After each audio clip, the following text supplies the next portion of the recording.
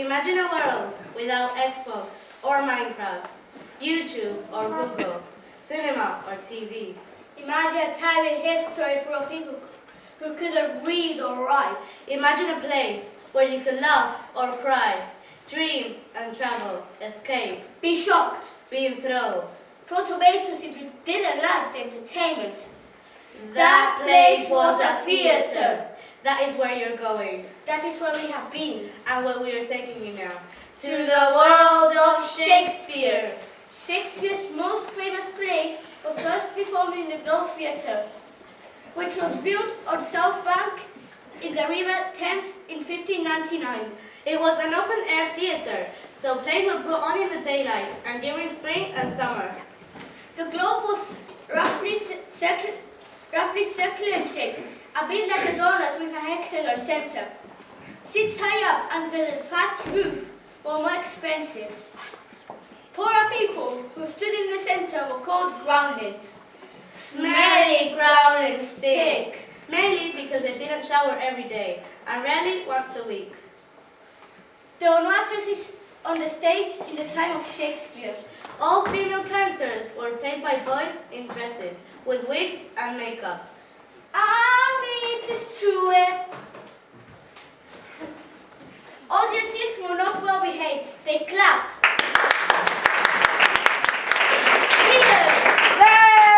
Cheered. Or jeered. At the actors. They even throw rotten food. Year 5K have experienced the Shakespeare story of Julius Caesar through mime and role plays. They have created these mood boards as they explore the characters and plot of setting and plot of the story. The students have worked together to cast the spell of Shakespeare's Julius Caesar over you and bring to life this great story. Julius Caesar is a story about the struggle for power and control and is set in ancient Rome, 44 BC.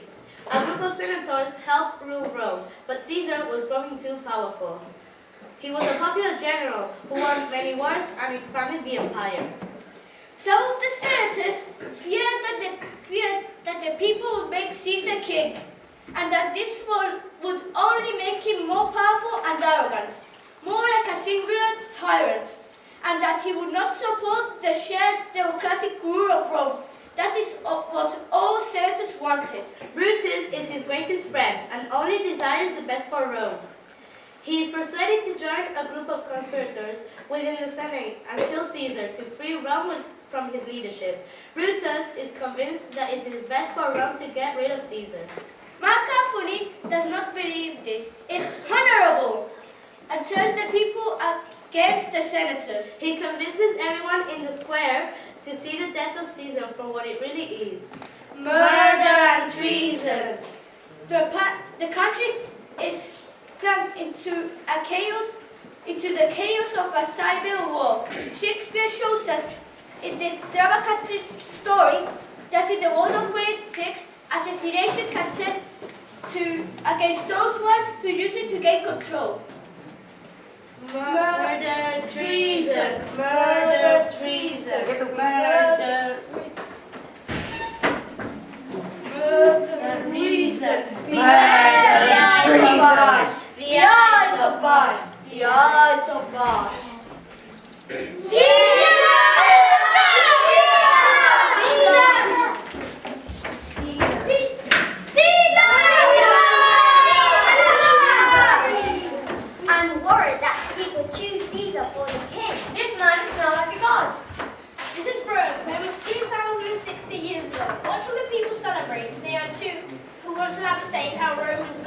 For a long time, Rome has been ruled by three men, with three in charge. A dictator can always be overruled by 2 votes to 1.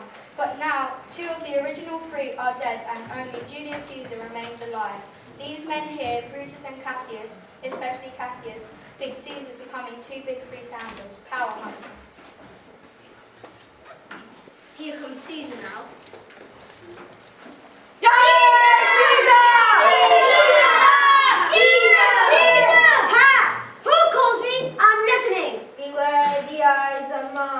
Who is this? A soothsayer tells you to be aware of the mid-month.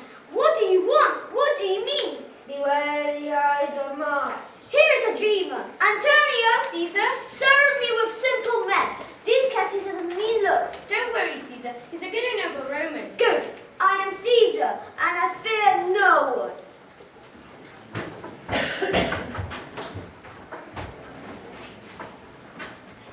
Will you speak with me? Hey, Casca, what has happened? Why does Caesar look so sad that they offer him the crown? Yeah, the three that support him. Who offered him the crown? Or just Anthony's run. Now I fear that the people choose Caesar for the king too. So does that mean you don't want it to be so? Explain what you mean, Casca. Or just Anthony supports the idea, but I think it's wrong for Rome. There's some dinner tonight, Casca. Sorry, I have plans. I think I understand what you're thinking. Tomorrow, come to mine and I will discuss it. Brutus is the one I need to get aside. He loves Caesar, but he loves Rome more. Later that night, Cassius organised a gang of men who agree with him. He plots with the senators. Cassius tricked Brutus into thinking the people of Rome are all against Caesar, and that only Brutus can release Rome from the power-hungry tyrant. He writes a false letter. The only way... Though it is now after midnight, Brutus is still awake, walking in his orchard. The only way is to kill him. I don't want this personally, but if the General Anthony supports him and is crowned, Rome will change forever. This is a dilemma. Lucius! My lord, I found the sealed note marked and it wasn't there before. Is tomorrow the Ides of March? I don't know, sir. Look in the calendar. Brutus, wake up. Open your eyes. You must take action. Speak up and take action. Am I the one to do the deed? Me? Sir, tomorrow is mid-month, the Ides of March. Good. Go to the gate. Somebody arrives. At the gate was Cassius with all the other conspirators. Cassius finds his trick with the letter has worked. Brutus has decided to join them, but still not 100% sure. Let us promise and commit together. I don't want to make an oath. We should not need one for such an act. It is a moral act for the good of Rome. Is Caesar the only one who needs to be removed? I agree. It is not safe that Anthony, who loved him so, should live on. We're not butchers. Do not wind Mark Anthony up in this. There is no need to fear him. Brutus, it is nearly morning. We must go. And friends, remember what you have said and show yourselves true Romans. Don't give away our true plans. Act well.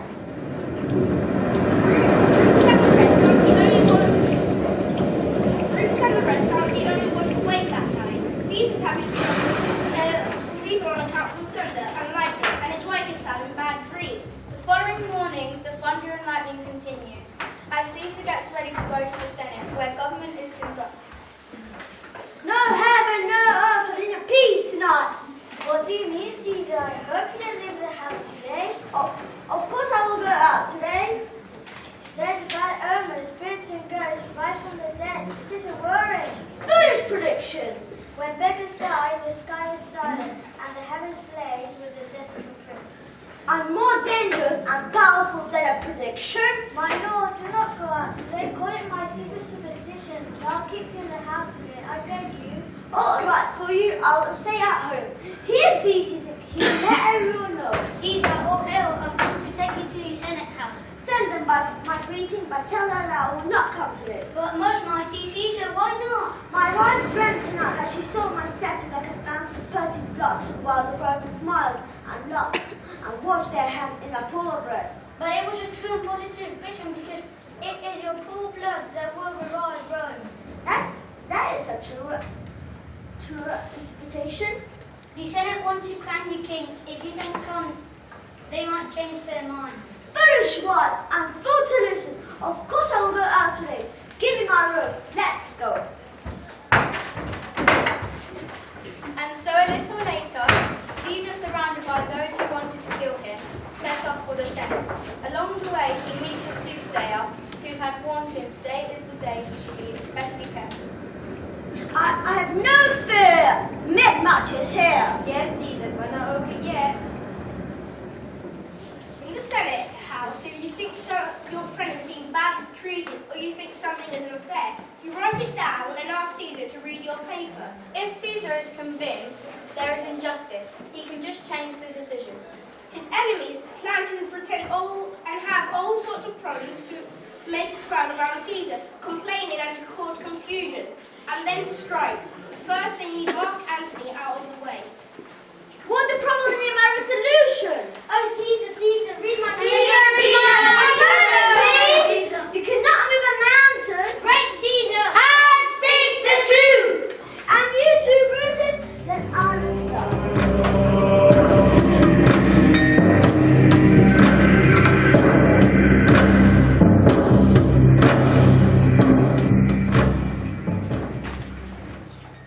Liberty, freedom, Caesar!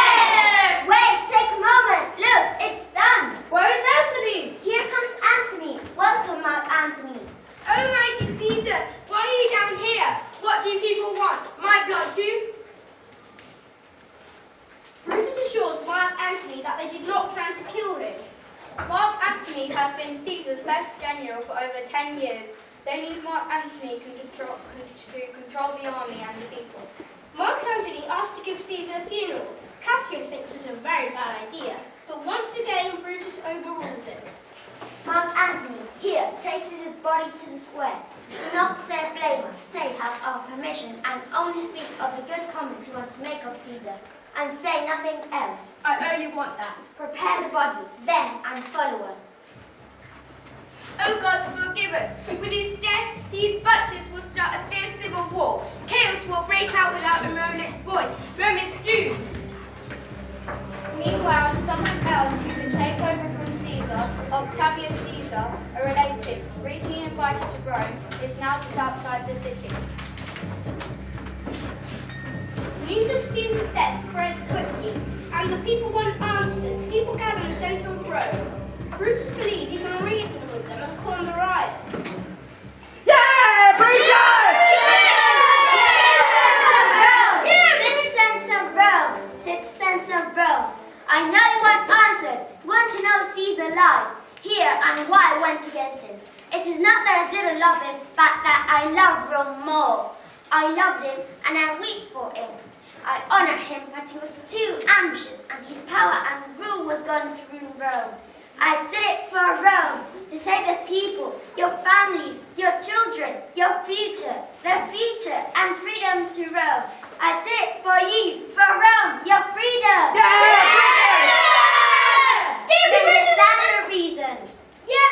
Give him a statue! My countrymen. Yeah, Brutus! Peace, silence! Brutus speaks! Here comes Caesar's body, mourned by Mark Antony. We'll give permission to mourn our once valiant Caesar. Yeah, Brutus! Yeah! Cassius warned Brutus not to let Mark Antony speak, but here he is. Mark Antony has to be careful. Brutus has been very convincing. How can Antony change their point of view? Yeah, Brutus is right! Brutus is right! Friends, Romans, countrymen, lend me your ears. I come to bury Caesar, not to praise him. He was my friend, always good and faithful to me and the people of Rome. But Brutus says he was ambitious, and Brutus is an honorable man. When the poor cried, Caesar also wept. That is not ambition. Yet though Brutus says he was ambitious, and Brutus is an honorable man, you all love Caesar for a reason. So what reason stops you from loving him now? What he says is true! What he says is true! Caesar has been wrong! Will you let me come down and show you?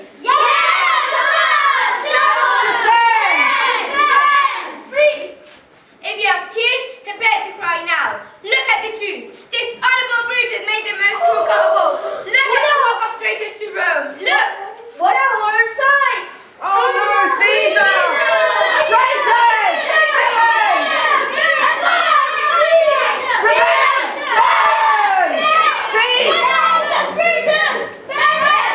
Not let a traitor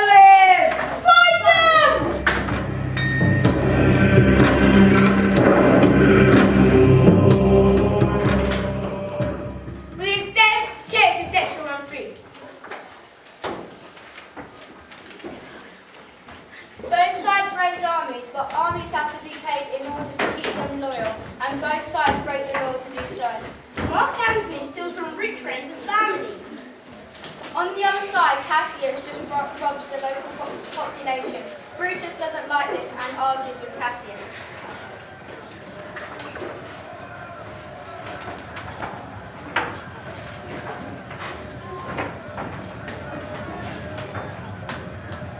Tell me, Cassius, are you prepared to pay for loyalty and pay your soldiers' gold? Me? Pay for loyalty? If you work my brother, our wedding will get rid of you. I would prefer to be a dog than have to bribe a Roman. Brutus, stop thinking so much. I'm a soldier, and this is the way to win a war. I don't know you, Cassius. Who are you? I am Cassius. Has it all come down to this? But it has come to this. They argue, they make up and argue again. When news that the enemy's army is assembling close by, they argue again about how to fight. Even though they have a better position, Brutus suggests moving. Well, what do you think of marching now? I do not think it's right. Your reason? It's better than the enemy seek us. This way, they'll tire out their soldiers. No, our cause is right. The enemy grows in size every day. We must fight now while we're more and stronger, or lose further. All right, Brutus, we'll go.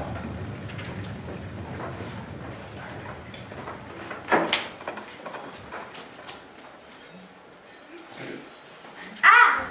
Who comes here? What is this? A spirit? A ghost? Caesar? It comes upon me. Speak. What do you want? The evil spirit Brutus. Why are you here?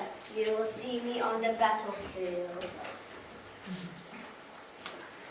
But the spirit of Caesar has already left for the plains of Philippi. Both Cassius and Brutus realize that what they started many months ago is now coming to an end, and that their deaths are close. The army's hold.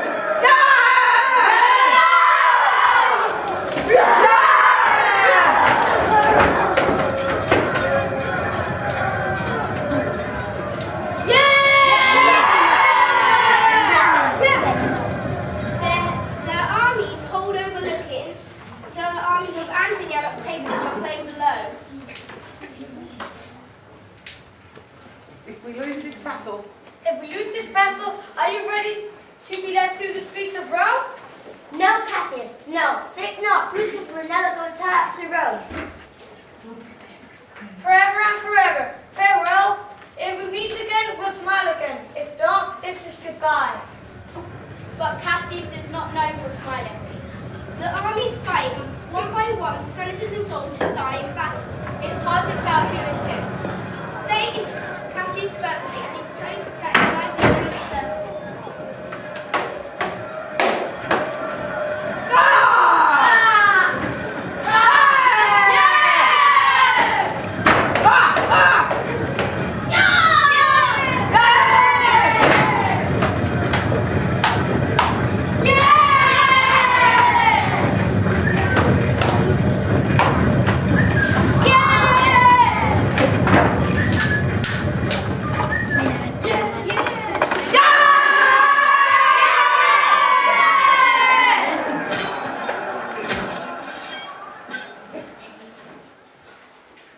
Today is Cassius' birthday, and he decides that his life has run its circle. I'm accustomed to live so long, while other soldiers die. Pindarus, come, hold this sword. Steady. As I killed Caesar, I will end my life. Caesar, now you're revenged. Oh, Cassius, now I'm free. Cassius' death has released Pindarus from slavery. He is now a free man. Senators do the noble thing, the duty of every Roman. He has not allowed his enemy to take him prisoner. Brutus realizes the end is near. The ghost of Caesar comes back into his mind. O Julius Caesar, the Almighty, yet your spirit works in us and turns in our swords. The enemies have beat us to the pit. Fly, fly, my lord, there's no point staying here. Lucius, I cannot run. Hold my sword and turn your face. Hold my hand first. Farewell, my lord. Farewell, good Lucius.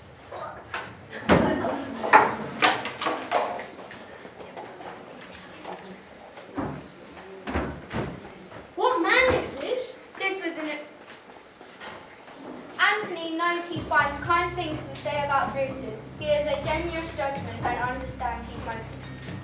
This was the noblest Roman of them all. All the others acted envy out of great Caesar, but he acted in a gentle, honest way, thinking it was making a moral act, thinking it was the good for Rome. This was a man.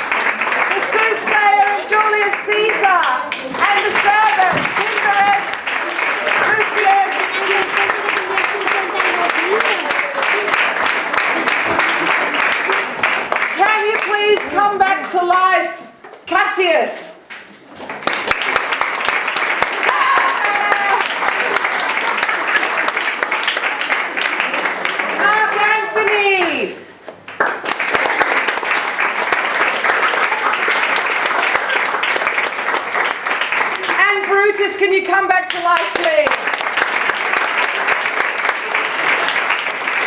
And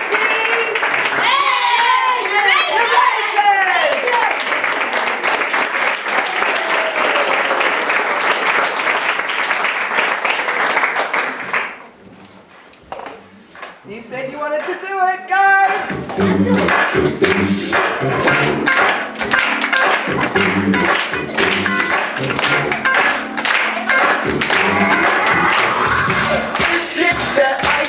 Michelle fight for that white gold. This one for them good girls straight to be styling, living it up in the city. Got checks on with Saint Laurent, gotta kiss myself so.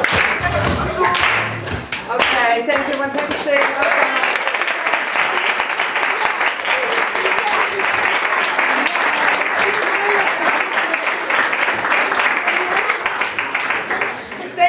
Coming to give us your support and to see what incredible young actors we have here. I'm so proud of them. That was an incredible effort. Some of them had incredible monologues to learn, famous Shakespearean monologues from an incredible play. They really brought it to life. I felt their nerves today. We had a dress rehearsal yesterday that they were just free and really had good fun, and I felt their nerves today. You still did a great job. You fought through that. And to deliver it in front of your peers and in front of your parents, it's always a completely new feeling, and you did a great job. Well done. I'd love to do it again with you because I had fun doing that with them as well. What an incredible play. They've got those, even though some of the children didn't have speaking parts, those monologues, those famous lines are completely ingrained in their head. I hear them saying them to each other when they're outside playing football even. So I'm really proud of them. I've managed to plant a seed there of Shakespeare that's going to come to its fruition at any time in their future life, and so that's been a great joy for me. Thank you. You've got wonderful, wonderful children who worked very, very hard.